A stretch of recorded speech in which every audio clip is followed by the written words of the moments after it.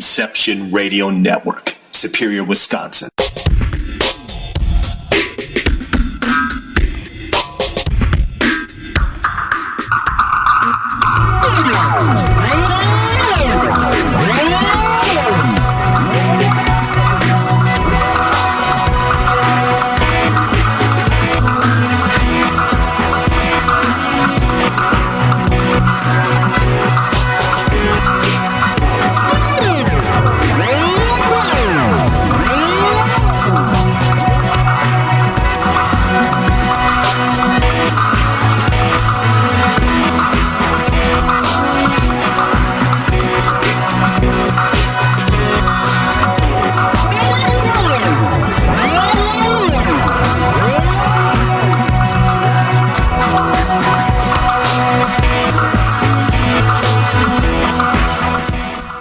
Hello everyone, welcome to Paraversal Universe on the Inception Radio Network.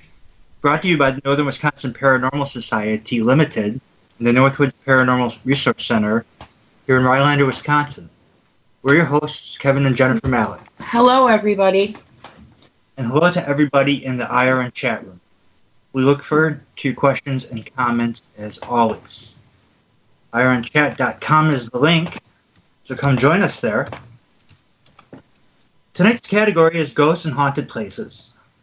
Tonight's guest is David Oman. But before we bring him on, we'd like to do our shout-outs quick.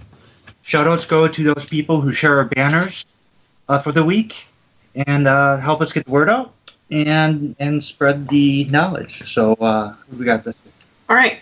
This week we have Katrina Cooper, Walter Brooks, Thoughts of Christos, Cindy Lou of Bizarro World, Jason Bland of Paranormal Soup, Howie Odell of The Rift, Darlene Keller, Annie Newton, Kimberly Dominique, Steve Foster, Rose A. Ellis, Jamie Demelos of JJ Paranormal, Beverly Bonin, Joshua Chairs, Great Lakes Paranormal Research Team, Sister Lisa Siglu, and Robert Jacobson. So, tonight we'll be talking to David Oman, owner of the house on Cielo Drive in Benedict Canyon. The house is very close proximity to where the Sharon Tate, J.C. Brink, and others were murdered. Everyone has heard of the Manson murders, of course. Add to that the American Indian connection to the property as well. Has been featured on countless paranormal TV shows, and David has been interviewed on countless radio programs in the past. And tonight, we have him here with us for the second time in Paraversal Universe history. And David, are you with us? Yes, I am. It's awesome to have you back on.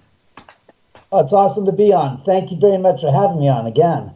Oh, it's our pleasure. I've been excited about this the whole entire week. Yes.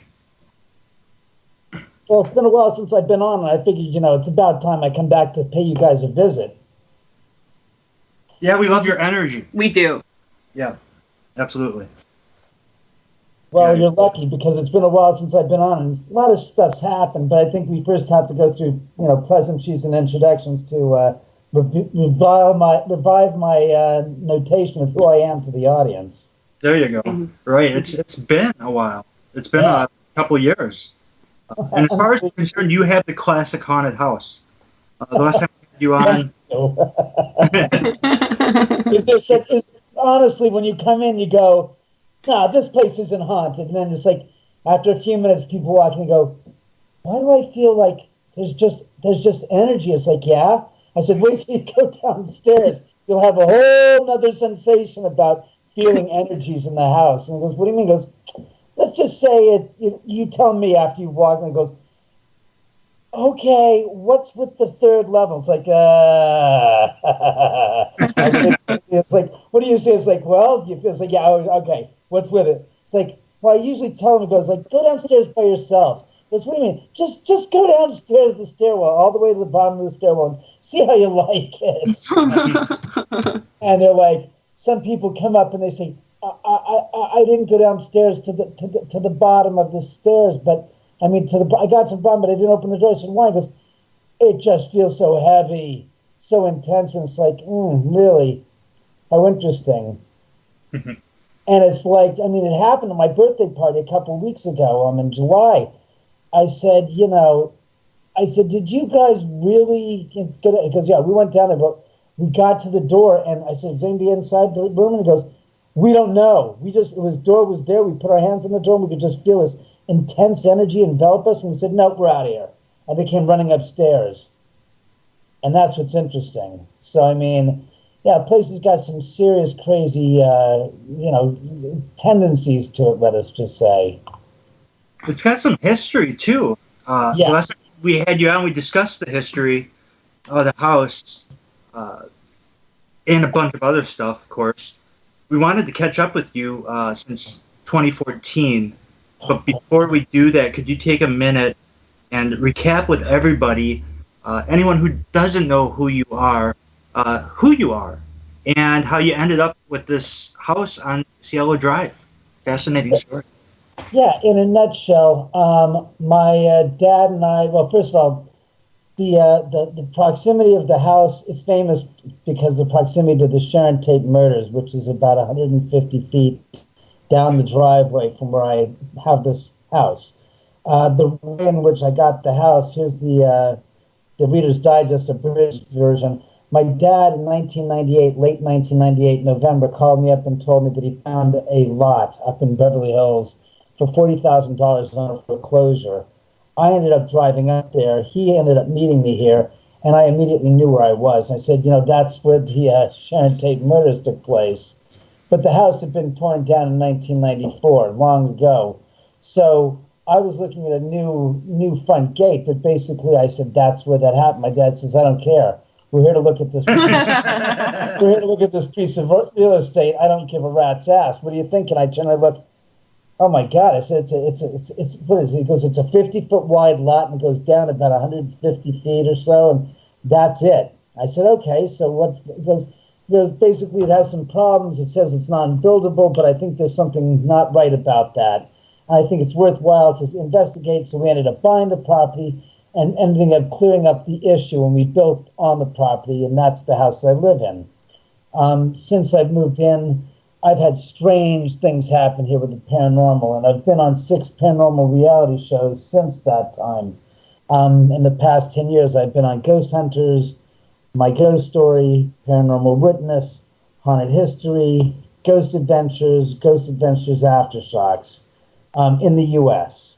In the UK, I've been on Dead Famous Live and a show called Searching for Satan.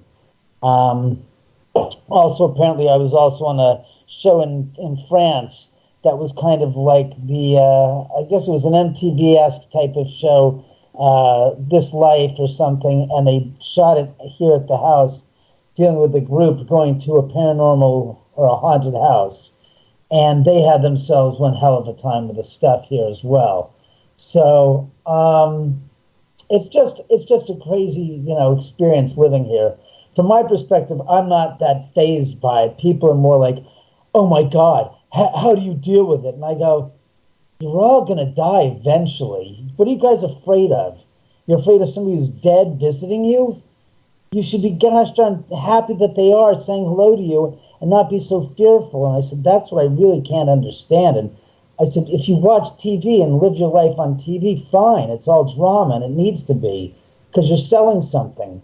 But in reality, it's not scary. It's not, it's not that big of a deal. I mean, I see stuff happen. I go, okay. I mean, after the 4th time, you're like, all right. Wow, got anything? I mean, I literally say to them, I was like, good, you got anything else besides that?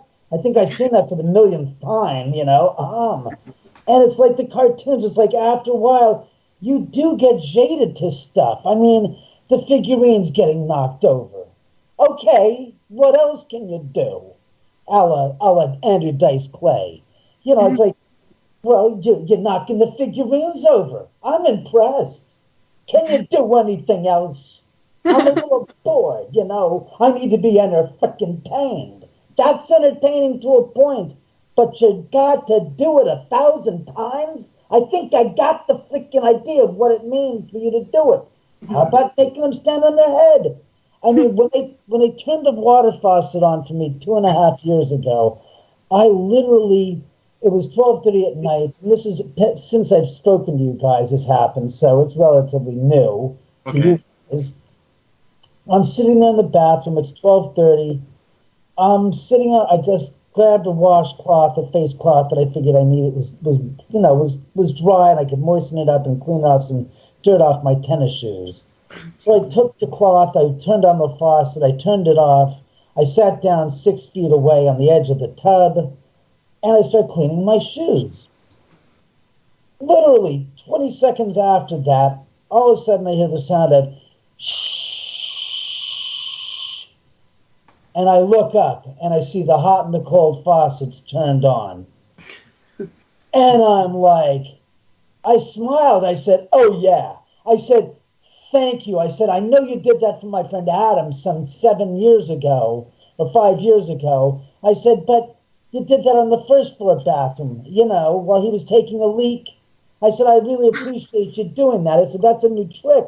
But I even then said, well, when are you going to do it for me? I want to enjoy this, some of this activity if I can see this for myself. So I said, thank you. I really appreciate it. I said, I'm tickled pink. And I meant it.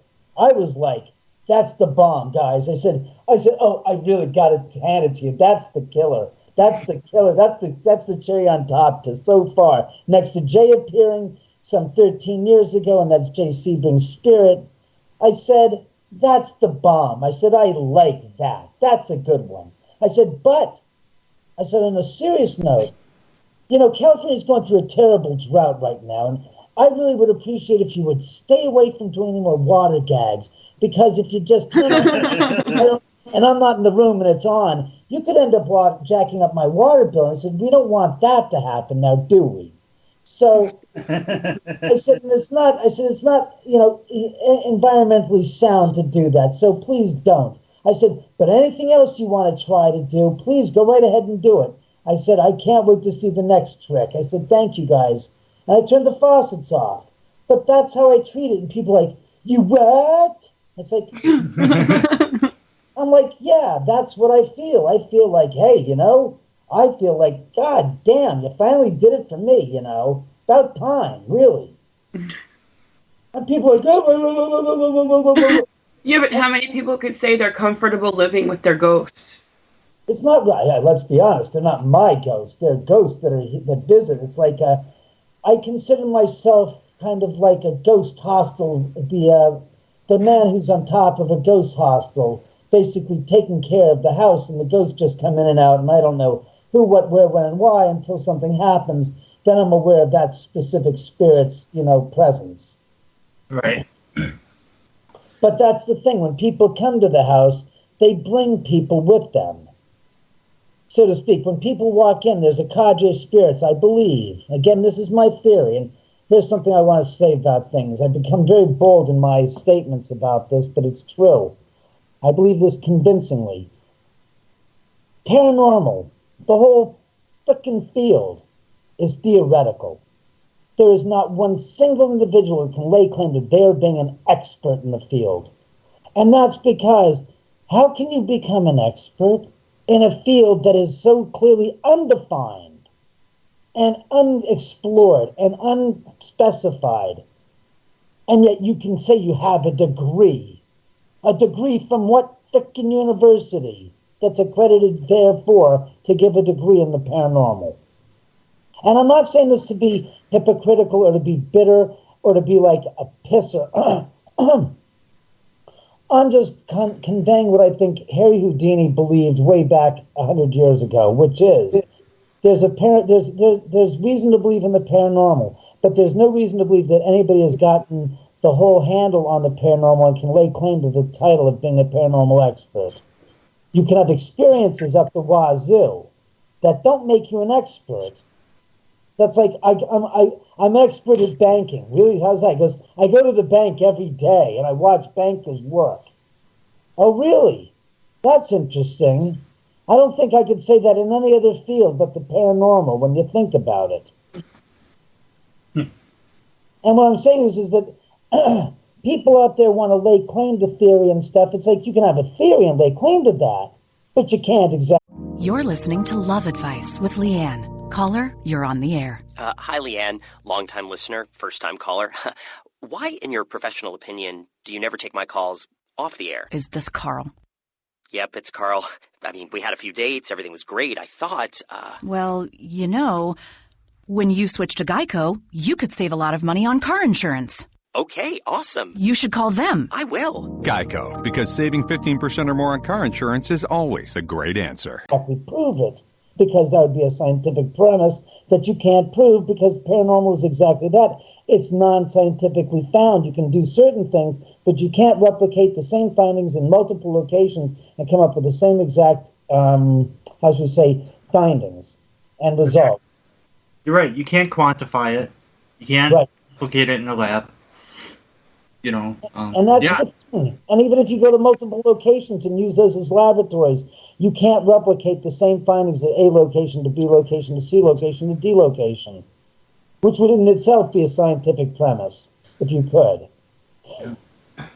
My point is that when I have people come here and they lay claim to stuff, and it's like, look, I'll be the first to tell you, I'm the only one I know that has lived in a paranormal environment such as this.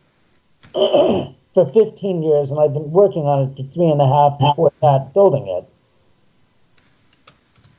So that I don't lay claim to it, but I'll certainly tell you this. A lot of people with those hockey puck theories are hockey pucks themselves, because I can tell you some of their theories are so far-fetched that I can certainly apply them to this house and say, well, that doesn't work, that doesn't work, that doesn't work.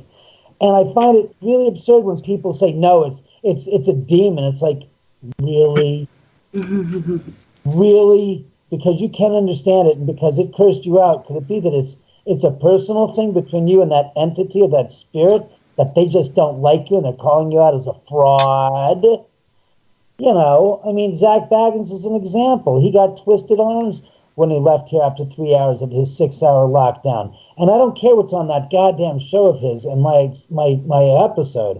At 1:00 a.m., on September 4th or 5th, I do believe it was, 4 years ago, they left this house. They ran out of this house. It was a Thursday night, as I recall. So if you go back, it was the 4th or the 5th, and they ran out of here after 3 hours. I said, what's the matter? He goes, we have enough information, we have enough evidence, we got to get out of here, we're done. And then everything on that show with the gosh darn time code is totally bogus. Yeah, that's early. That's early to leave an investigation. I would, you know. Of course it is, because this house is really haunted, and the spirits that they had around them, and plus all the attachments that they've gathered in their knapsack of tricks from all these different places where spirits basically hit this environment. As I've explained it to other people, the analogy is this, as Barry Taff had referred to it. This house has existing DC EMF levels that are upwards of 4,000 to 5,000 milligauss positive, up and negative. When a spirit manifests, according to Barry, a spirit will measure, peak at that type of, the environment will peak at 2,000 plus milligauss, and then return to normal, which is between 300 and 500 milligauss. In this house, it's always elevated to 4,000 to 5,000 milligauss positive to negative in certain parts. So what you've got is an environment, as he said, where a spirit would come in and it could just manifest much more easily. And I took it one step further and said, here's an analogy. You take a reptile, a cold-blooded animal, and you put it from a cold environment. You bring it in, it's sluggish. You bring it into a warm environment where it's 80 some odd degrees in the sun, and it can start to derive its energy off of the energy in the air and in the sun that's there beating down on it.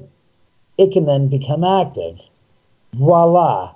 The same analogy holds true for spirits when they hit this environment and what happens with them when they come in. And it's not just, people say, I want to see Sharon Tate. And it's like, well, you're probably going to have an interaction with somebody that you knew that was alive, a relative, a friend, a family member, whatever, that's going to come back and visit you versus somebody that you never knew that's a distant, a memory and a thought of somebody who you're really fascinated with and infatuated with, who never knew you and has no direct connection to you in this house. So it's a vortex and a portal. As Barry said, he goes, this is the Mount Everest of haunted houses, and the Disneyland for the dead. And so there's the real scoop on my house in a nutshell. That's awesome. Oh, do we have a question? Yeah, from we chat? have a question for you from the chat room. What conclusions have you reached about the nature of the paranormal in general? Well, put it this way, I think that anything you watch on television or film is basically hype and drama based. And it's got to be, because it has to keep you on the edge of your seat in their minds. It needs to be that way, because they're selling commodities, they're selling products, and you're watching, and keeping you involved in that show or that movie is all fear-based. In reality, as I said, we're all going to die at some point. So to be afraid of something that takes place in our future is almost futile and stupid and dumb. And believe me, you can't escape death. And furthermore, those who say they've been dead and they've come back, I err on the side of the ancient Greeks and the old prophecies and the old stories and mythologies about the river Styx and Hades on one side and the living on the other. And the old saying goes is, once you cross the river Styx and enter Hades, which is the afterlife, not hell, there is no return.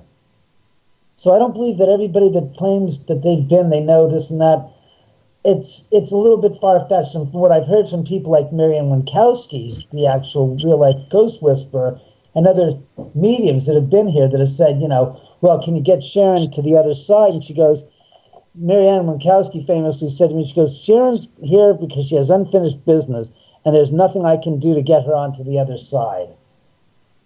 And my belief is that since we're humans, it's the greatest and oldest question which will never go answered, because we'll never know what happens when you die.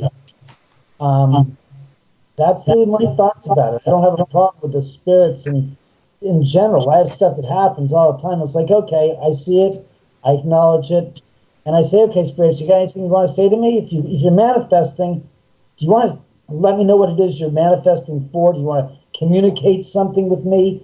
I'm very curious. I say there's 3 approaches to any situation: stupid approach, fearful approach, and the curious approach. Stupid approach would be going up to something and just trying to figure it like a porcupine and sticking your hands right into it and finding out that it's got sharp, prickly quills and that you've got, quills in your hand and you got holes in your hand, you're bleeding. Fearful approach would be, oh my God, it's a porcupine, it's an animal, I don't understand, it looks scary, it's going to attack me, it's going to hurt me, give me a stick, I'm going to beat it to death, and that way it's dead, and then I can deal with whatever happens afterwards, but at least I'll act irrationally and out of my head, and I'm going to have a problem with it, and oh my God, I'm going to kill it, and then I'll ask questions later. Curious approach. Oh wow, what the hell is that? Wow, that is the craziest looking creature I've ever seen. Now I'm going to keep my distance because those prickly quills look little dangerous if they got in contact with your flesh. So I'm going to give it respect and respect its space, and I'm going to just watch what it does and see if it acts aggressively. And if it does, I'm going to run the hell away slowly and cautiously, because I don't want it to start thinking that I'm a prey item. Because I don't know if it's omnivorous, herbivorous, or if it's a carnivorous animal. So I'm going to pay attention to what's going on. I'm going to be respectful and be curious about it and ask questions, not lose my shit and overreact and behave in a way that would be irrational. Curiosity alleviates fear. Exactly. And you can deal with things rationally when you're calm. It's like Kevin and I like to say a lot of the times, we are spiritual beings having a human existence. Honestly, that's got to be the most truthful, honest statement that people don't realize, because you'll live maybe, say you're 115 years on this planet. And I don't care if they give you life to 125, 130, whatever. Eventually you're going to die. Well, where do you spend the other 99.9% of your existence as spirit? On the other side. Yeah. And I'm not talking about heaven or hell either, and like what you do here. And I'm talking about a spiritual sense, not a religious sense that you're going to go to hell because what you do, whatever you do and however you treat people on this plane of existence, I believe in a karmic sense somehow does have a bearing on how you end up on the other side. And if you're Zach Baggins, if the visit to my house 4 years ago was any insight into what's it going to be like when you pass away, man, whenever that day comes, ooh-wee, your ass is going to feel a soreness on it for the rest of eternity, from what I understand from your experience here. So, you have, how many anomalous photos has been taken in your home? Hundreds. Yeah. And that's not videos. We have videos. We have EVPs on videos. We have EVPs on, just recording devices. We have EVPs that are both on recording devices. And I'm not talking about Frank's boxes when I say recording devices. I mean just a digital recorder. I don't ascribe to any, and I don't post any EVPs that are quote unquote, what are they called? Class 2, Class 3 EVPs on Frank's box. I'm sorry, I just don't put a lot of faith in them. Even if you get a random name and say, oh my God, it's that person's name, or you get gibberish and you read into it. I have EVPs on video recorders, on tape recorders, on digital recorders, on closed circuit television camera audio components. And we have also, where we've corroborated, where we have EVPs on a digital recorder and also a closed circuit television camera as well. Same EVP, clear as a bell, with a person saying, hello? What are you doing in my bedroom? Here, as a matter of fact, jeez, Christ's sake, why don't I do this for you guys? Why don't I pull up some of those EVPs and let you guys hear them for yourselves? Since you can't see anything, I might as well let you hear something good. Yeah. Sure, we can do at least one EVP before a break. All right, here, this will be a quick one. And this will actually be down in my third level guest bedroom on the, hold on one second, what's this? This, 1008. Here, listen to this. It's in the third floor guest bedroom on my birthday. Four of my friends decided to go downstairs to the guest bedroom and do a ghost hunt. And I said, we have a party going on. This is July 23rd, 2016. So my friend Tim Rose, his wife, and my friend Christina Reyes and her husband just went down there, and this is the recording version on their digital recorder. It is archived because it's this old man. Go tell him. Now, Chris, let's let them talk first. Yeah, it's video, it's audio. Did you sense anything? Oh, no. Did you? Right. And that's on the digital recorder. We have the same exact voice at the same time recorded on the closed circuit television camera, which is on my YouTube channel. No. So, That's awesome. That's awesome. Like I That's said, rare. go look it up on the YouTube channel and you can see it. It says July 23rd, 2016, my birthday. And at first I was like, oh God, that spirit's being a real asshole. He thinks it's his bedroom. And I said, wait a second. Again, it's all about perception. I said, wait a second. Maybe he's inquiring. He's like, what are you doing in my bedroom? Why the hell are you not upstairs in David's party? How rude of you. How disgraceful for you to be in my bedroom when you should be upstairs at the party. You should be upstairs partying with David, not being down here looking for me. Mm-hmm. Yeah, that is a good EVP, and you can hear that so clear. Yeah. Oh, and okay, folks, it is time for our first commercial break. You are listening to Paraversal Universe on the Inception Radio Network. We will be right back. Welcome back to Paraversal Universe on the Inception Radio Network. We're your hosts, Kevin and Jennifer Malek, and we're chatting with David Oman. But before we bring him back on, we'd like to take a minute and thank everybody that makes Paraversal Universe possible, including graphics art designer Lawrence D. Miza, webmaster Joe Champion, music by Matt Stens, producer Mike M.J. Lucas, and of course to God for granting us this wonderful show an opportunity here to be with you all. This segment is brought to you by Lucas Wellness and the UFO Wisconsin research team. We also have 3 Paraversal Universe like pages, and also check out Jennifer Malek, Psychic Demonologist, Jennifer's like page, and of course the Northern Wisconsin Paranormal Society Limited like page. And we have 2 group pages worth noting. Lake Monstrosities, which is the largest group page on Facebook for aquatic mysteries and lake monsters. And finally, Ultimate Conspiracies, which is pretty much self-explanatory.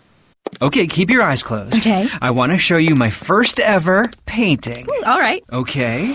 Open your eyes. Oh, that's a lot of colors and shapes. So be honest. What do you think? Well, I like how if you switch to Geico, you could save hundreds of dollars on car insurance. Oh, yeah, that's true. Yeah. Here, why don't I hold your paintbrush while you call them? Geico, because saving 15% or more on car insurance is always a great answer. If you have any questions for our guest, go to ironchat.com to go to our live Iron chat room where you can post questions and make comments. And Jenny will pass those along. Next week, we will be talking to hypnotherapist and parapsychologist Peter Haviland. So check that out. All right, what do you say? Bring back our guest. Yep. David, you with us? I am, in fact, with you. Awesome. So, do you have another EVP? We want another EVP. Okay, give me 2 shakes of a lamb's tail. That's EVP. All right, let's go to the poltergeist event. I'm going to bring up something that was shot here a couple of was a couple of years ago now. I'm going to have to go to YouTube to pull this puppy up, and into YouTube to go. It was during the Poltergeist DVD Blu-ray release in the house, and what's interesting is they just basically deconstructed the guest bedroom in the 3rd level and turned it into a little girl's room. And it was strangely effective because the whole room looked like a little girl's room, like a 6-year-old, 7-year-old girl's room. They pulled out all the furniture, and let's just say that we had a spirit that visited us.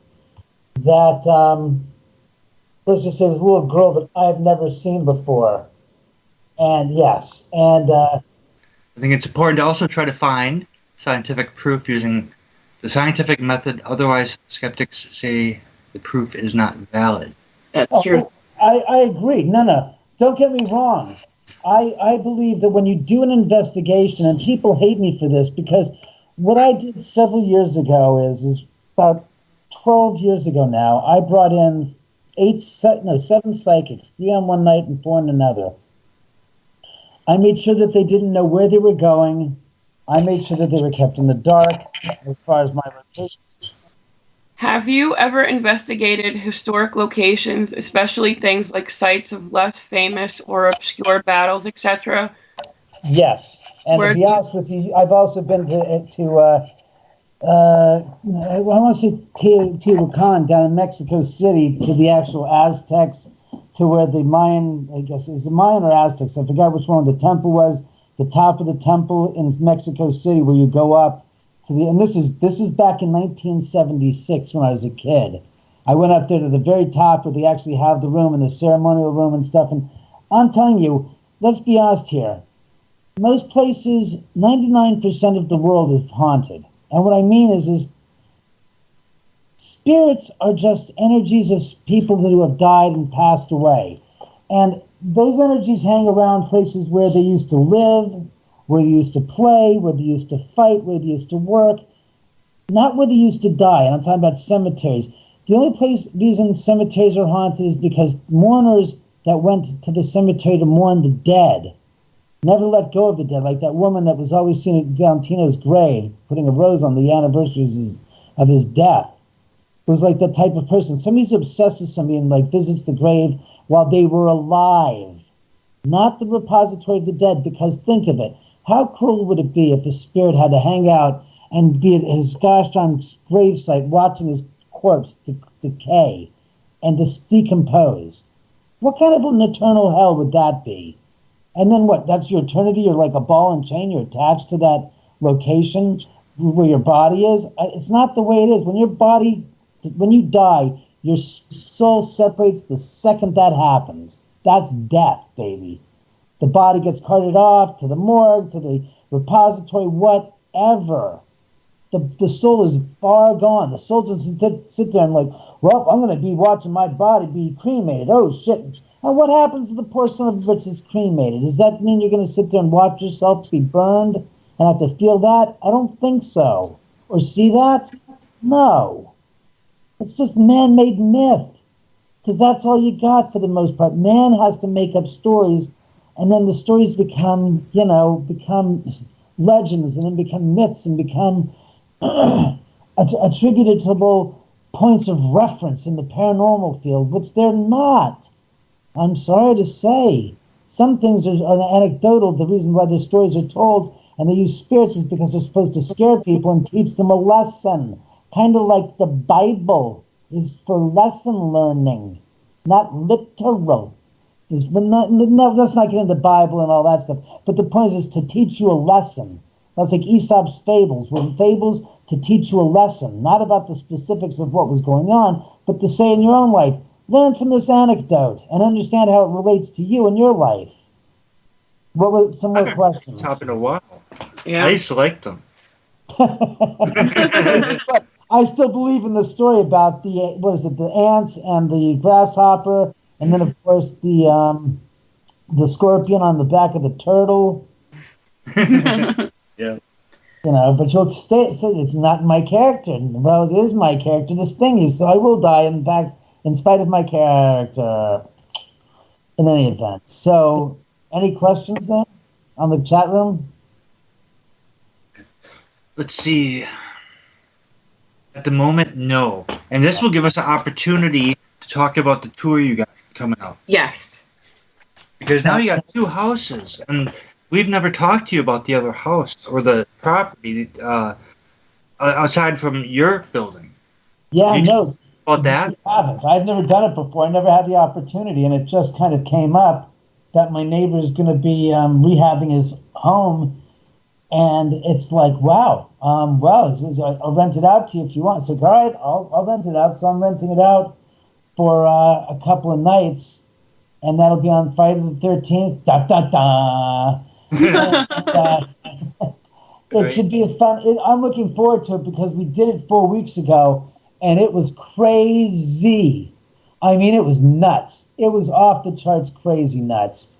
The house it didn't disappoint. It was nuts. And it was crazy.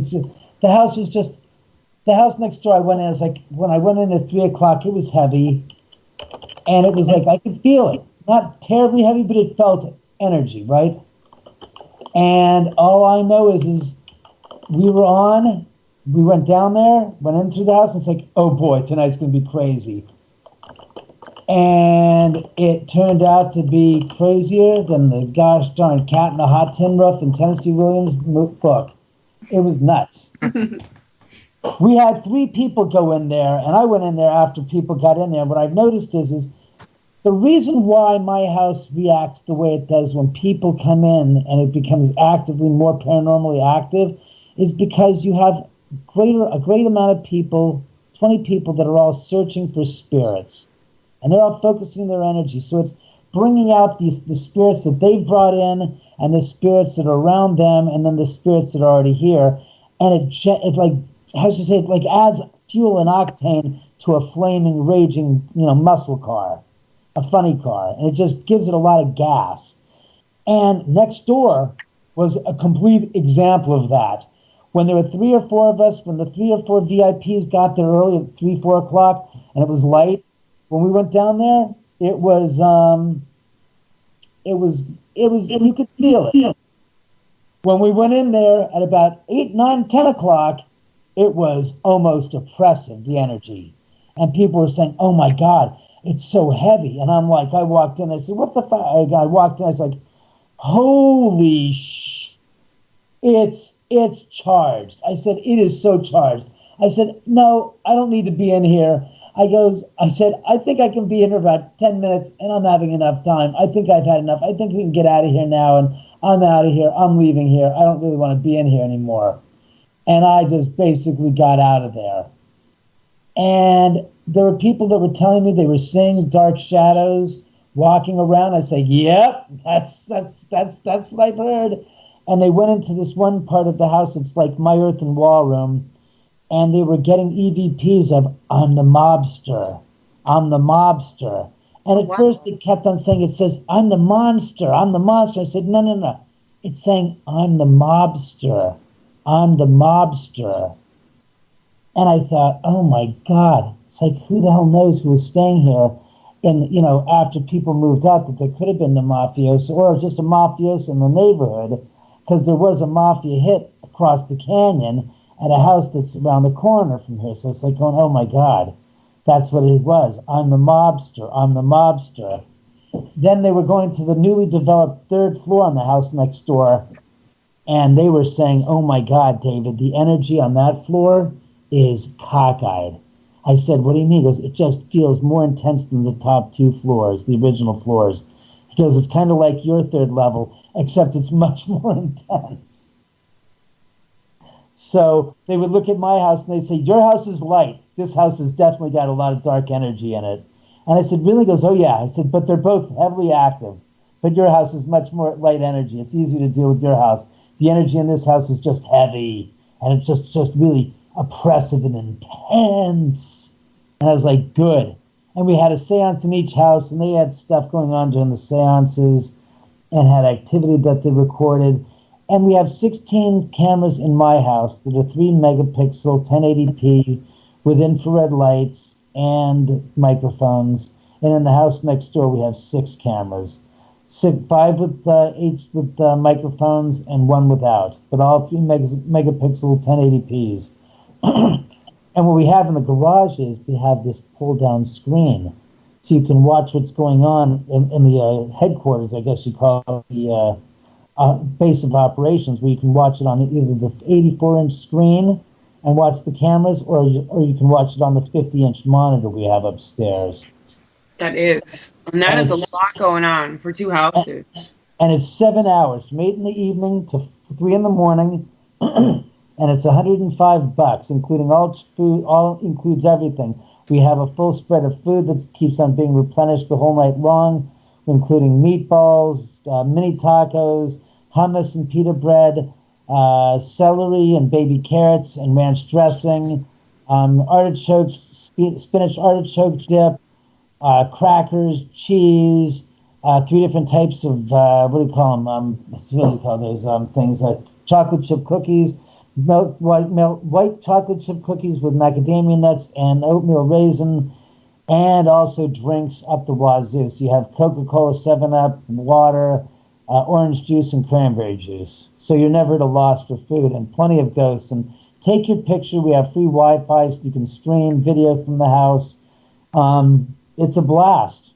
What can I say? And plus we have the overnight VIP packages, which are $225, which are 24 hours there, and includes a full barbecue baby back rib and chicken dinner, and all the fixings, and then includes the T-shirt, and includes a full brunch the following day, includes a screening of the movie, includes a souvenir poster, a full-size 2-foot by 3-foot poster of the movie house at the end of the drive, and gets to hang out here and hang out and party for the duration when we're not doing the investigation as well, which means booze and drinks if you like, as long as you're over 21. Wow, that is awesome. And that is one wow. And that's at theomanhouse.com. That's THEOMAN house.com. And the fact that we've got that house again is amazing. That place is off the charts. And 2 houses in one night for 7 hours and 2 seances. And the team, if you guys need equipment, we have equipment. We have a full trained team, and people are very friendly. I make sure that everybody that comes here, a novice to the expert, gets their balls busted right down to number one, that you're all on the same level playing field when you come in here. Nobody's smarter than anybody else, and everybody's going to be very cordial and polite to everybody, the smartest to the dumbest. I want everybody to get along and to learn that you're all in my house, and you're all going to figure out that it's the reality of the paranormal is unlike what you've ever experienced before. Because when you come here, you feel it when you walk in the house, right off the bat. And I say to people, don't be afraid, but just open your mind, because it's different than other places you've ever been to. This place is highly charged, and it's a unique environment, so that I want everybody to feel like they can understand that nobody's better than anybody else when they come in. And I say, look, if you have any questions, ask us and anybody else around you. And if you have any questions, we're happy to help. It's all about learning and breaking down walls and fears and behaviors that are not conducive to learning and accepting the truth about the paranormal. For all you people out there, especially on the West Coast, I mean, that does sound amazing. I mean, that, honestly, like I said, I've never been west of the Mississippi, but if we ever make our way out to California, you know we're going to be ringing your doorbell. Oh, definitely. Well, you're more than welcome. I'm telling you, it's. I can't get to the house next door, but I can certainly get you guys to come in here and see it for yourself without the team. But the cameras and stuff are in the house anyways here, so those will be running, and you can see what's going on the on my monitor in my office. And it's like, well, did that just? I said yes. And if you don't believe it, let's go downstairs and see it for yourselves on the video. And they go, oh my God! I said it did. It's like, yep, there it is on the. Oh my God, it's on the video. It's like, yep, there it is on the video. I'm like, that's real. It's like, yep. See, that's awesome. You got the whole place has got cameras. You can record everything. You got the history. You got the Native American history, which goes way back. You got the Sharon Tate and all that history. You got the geo anomalies. You got all the history of everyone else who's been out there and investigated. And David has like a virtual tour we've seen before, and he shows all these photos of these amazing anomalies. Yeah, and the kind of stuff that, and when you look at them, you know, for those who you know, are into the paranormal and stuff, when you look at these photos, they are the kind of photos you would expect to see, the true anomalous activity. Oh, definitely. And yeah, I think they're awesome. Yeah, and for you folks in chat, all you have to do is go to YouTube and type in David Oman, and you will come across his channel. He has some amazing and awesome videos on his channel. You will not be disappointed when you go and view his channel or his website. I appreciate that. That's O-M-A-N, by the way, guys. David Oman, like a good omen. Ah, yes. So let's see, we got a few minutes left. Yeah. Do you believe there's an awakening going on? In what way? Well, we ask our guests that come on the show this question, and if I remember right, we didn't get to that last time we had you on. No, we didn't have a chance to. No, I was there. Awakening as in people, I guess, a spiritual awakening, realizing that they are a spiritual being, having a human experience instead of a human being having a spiritual experience. I guess, you know, just waking up to the world around them. The world around them. I think that's been the case for some time. I just think that it's been, as you say, it was under wraps in the 70s, and it was always there, but it was always the counterculture was into that, and the hippie movement of the 60s, you know, and there's always been interest, but it's always been kind of like subdued. But now what's happened and I'll be frank and honest with you, it's become commercialized. And because of that fact, once it became commercialized, then it's now like, I hate to say it, it's kind of like what the Doors said about their music. It's going to become commercialized, and I don't want that to happen. The masses are going to be sucked into it. And that's what's kind of happened. It's become, in a sense, a commercialized commodity, and that's why, you know, you see them selling the spirit boxes and the ovuluses, and they did all these TV shows about it. it's become more mainstream is what I'm saying to you. That's what I think has happened. So a lot of other people have been able to openly come out of the closet, come out in the open and say, I'm very much in belief of the paranormal. I'm very much in belief in this. And with the internet, it's also allowed more people the freedom to express themselves, both good and bad, and also for people to make money on it as well. And I'm talking about selling the ovuluses and the devices and the different, gizmos and gadgets, as I like to call them, the shortcuts to the paranormal, which are really not anything more than programmable scanning devices. A lot of them, a lot of the stuff out there, I am very skeptical about too. Well, we both are, and you have to be. Like, they come up with all these different apps all the time, and most of all these apps don't work. And and they claim that the ones that are really good ones, you're going to pay an arm and a leg for a really good app. Right, and then end up with streaming from talk radio that you recognize. Right. The way we do it when we do investigations, especially, is we use our SB7 ghost box, and we use a digital tape recorder, an EVP recorder. Yeah, that's about. We won't do the apps. And when we do the ghost box, we have criteria.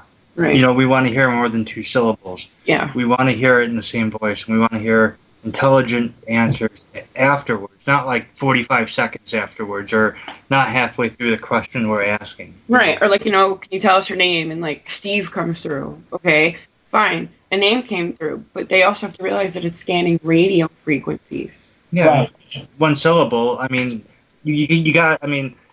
Yes, an answer could be 1 syllable, but you also gotta have a healthy dose of skepticism too to balance out. Otherwise, everything becomes paranormal. Right, and you gotta repeat the same questions over and over again to make sure that the responses that you're getting are valid. Yeah.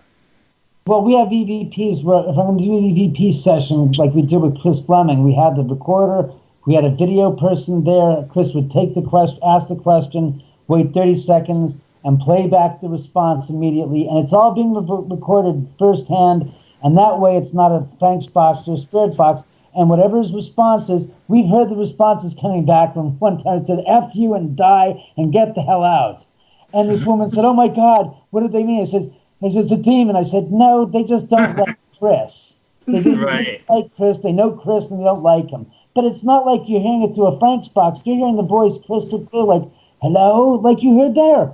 That's just a guy's voice speaking on the back. You can hear it on crystal clear on their little tape recorder.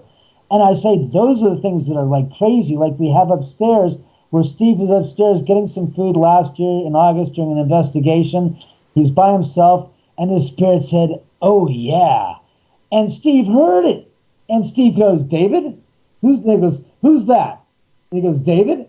And we've listened to the recording back on the closed circuit television camera, and there's a couple of EVPs there talking that he didn't hear at the time that are also talking before that. It's like, oh yeah, he's talking before he said, oh yeah, Steve. He goes, listen to this. And then the voice just said,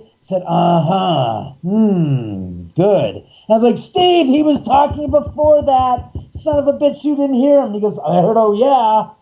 So that's the kind of stuff that I'm talking about. I mean, why do you need if you want to play skeptic and devil's advocate, I'm going to say that thanks box of those scanners, no matter how many times you ask the same question, you're not getting a spirit's voice no matter how many times you want to tell me it is.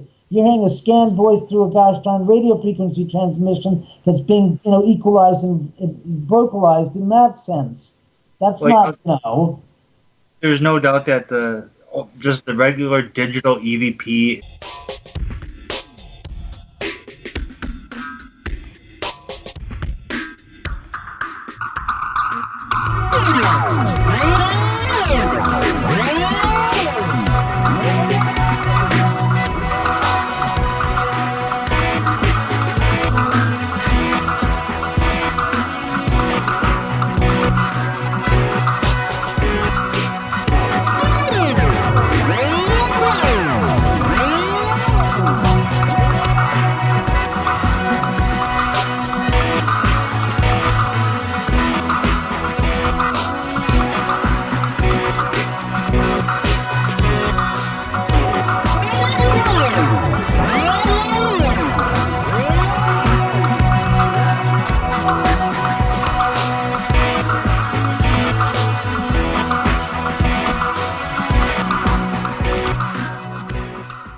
Okay, keep your eyes closed. Okay. I want to show you my first ever painting.